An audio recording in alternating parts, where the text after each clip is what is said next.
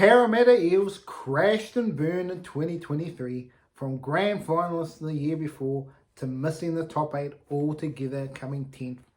They were going into the last round, even getting a bye, knowing they could not virtually make the top 8 is absolute disgrace for the Parramatta Eels. Absolutely disappointing. But where did it all go wrong, folks? Well, to me, it was clearly in the signings. Josh Hodgson was absolutely letting Reid Mahoney go was absolutely bad. Niukore, Papali'i. I mean, I understand there's a bit of hangover from making the grand final, but yeah, to me, they've let go of some very good players and haven't really replaced them well. But on the other hand, we saw Niukore get Rookie of the Year. He was very good. Clint Gutherson, outstanding. Mike Acevo gets 20 tries. Top point scorer was Mitchell Moses, 169. He got his chance to bounce back into Origin this year. Jermaine Hopgood at 956. Top tacklers. But yes, really was the first 3 games of the round the costly. Ryan Matterson taking the suspension for 3 weeks instead of paying up the money. Really did cost them in the end. They won 2 of those games. Because funny, as soon as Madison came back in, he was outstanding to start the season when he came back and they started winning games. But yes, what could have been if they won 2 of those, they would have been in the finals football. But instead, they are wallowing in despair for you Parramatta fans. But yes, let's get to it. The Parramatta Eels Season Review 2023. Well, yep, points for, they got 24, and the points against average was 23 over each game. So pretty much even Stevens, and a completion rate of 75%, which is probably not good enough to win you a competition. But yes, the Parramatta Eels, it was really much a scratch your head season. Obviously, Wonga Blake, who had defensive issues, so he didn't play much this season, and he's been left out the side. But Bryce Cartwright played well. Andrew Davey struggled at the Eels and then gets pushed to the Bulldogs. And he couldn't get a start there, so it's just interesting things happening there. Brendan Hands had a good start to the season and then sort of disappeared. And Dylan Brown, the fiasco that was the giant killer in the end, even though they started the season as well with Ryan Matterson. But this is the big part. This sexual touching of Dylan Brown was absolutely disgraceful. And people will say boys will be boys. Well, no thank you. You should know better at this level of the game. If you can't handle the drink, do not drink the drink. Simple as that. But anyway, let's have a look at the grand final list from last season to missing the 8. It was embarrassing.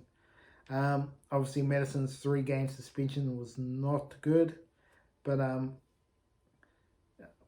yeah, just one of those things. They beat Rabbitohs, they beat Eels, they beat Bulldogs, they beat Manly and Dolphins.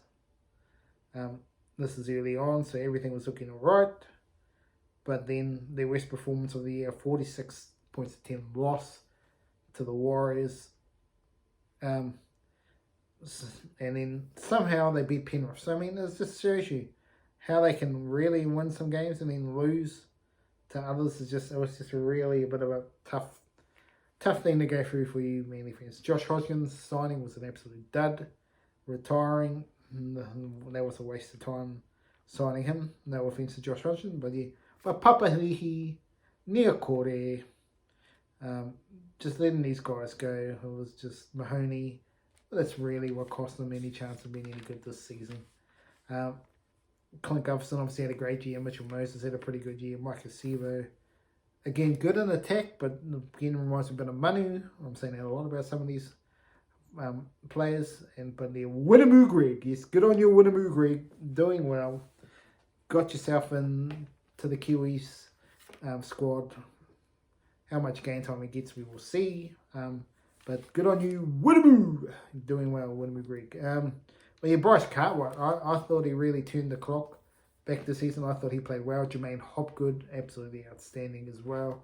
So there's positive signs from Parramatta Eels, but again, they just missed their Mahoney out of dummy half for mine. I think it was a big loss.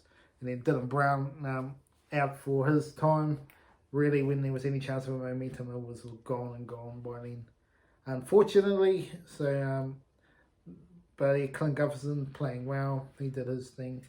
So very good from Clint Gufferson. But yes, but Brad Arthur will be ruining the mistakes of what happened with his squad this season. Obviously, the off-field issues. Obviously, letting the players go. Can't afford some of the others. It was just one of those things. It just was just one of those seasons you'd want to forget. People question why re-sign Brad Arthur long term when he's struggling. It's an interesting conversation, but you'd hope he'll turn it around next season. But as I'm starting to tell people, there are 17 teams in the comp now, so more than half of the teams will not make the top 8 every single year. Now, you could say at the moment, I'm still going to say it, 2 teams at the moment, the top 8. They're just about top 8 specials every year. Penrith Panthers and the Melbourne Storm. Penrith Panthers have done it for 4 years in a row, and the Melbourne Storm have done it for over like 2 decades. Absolutely outstanding, so consistent. Now, can the Parramatta at some stage look like they could be their team, but they just continue to go good and then bad, good and bad, straight knockout in the finals, and then to last season when they went to the grand final and now missing altogether. So yes, so not good for you Parramatta fans. Expecting more and more out of this team. Where do they improve? Because they already have Mitchell Moses. They already have Gufferson. Do they move Gufferson somewhere else? Because there was the talk that they were looking to move him and put someone else at fullback. Dylan Brown. I mean, they've got players. They've got enough good players to do something decent. But yes, maybe number 9, they need someone there. They probably need some more talented outside backs. And yes, and probably a prop.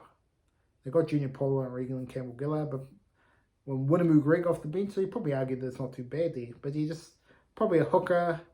They could do with a centre and a winger, probably, something like that. And you would see this team improve out of sight in 2024, but it seems to be hard to get these players.